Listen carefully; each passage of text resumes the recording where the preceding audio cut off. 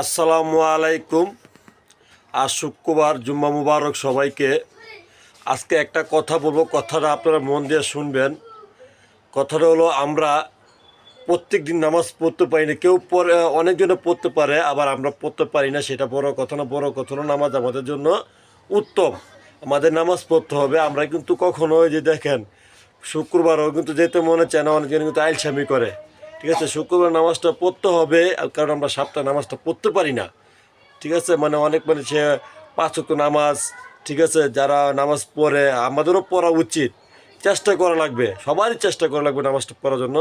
আরেকটা কথা, হাদি ওসমান ভাইয়ের জন্য সবাই দোয়া করবেন। উনি সিঙ্গাপুরে চিকিৎসাভাবে আছে, ওনার জন্য সবাই দোয়া করবেন। কারণ উনি সবার জন্য ভালো চাইছে, এবং কি সবাই ওনার জন্য দোয়া করবেন। হাদি ওসমান ভাই খুব ভালো একটা মানুষ, ঠিক আছে। আর কি ভালো কি জানি না, কারণ ওনার জন্য একটু দোয়া করবেন। উনি ভালো বক্তব্য, এবং তার কথাগুলো শুনলে আমার অনেক ভালো লাগে, ঠিক আছে। ওনার জন্য সবাই একটু দোয়া করবেন। আসসালামু আলাইকুম। সবাই ভালো থাকবেন। আমাকে একটু কমেন্ট করে জানাবেন, শেয়ার কমেন্ট দ্রুত দ্রুত শেয়ার করবেন। Bye bye. আসসালামু আলাইকুম।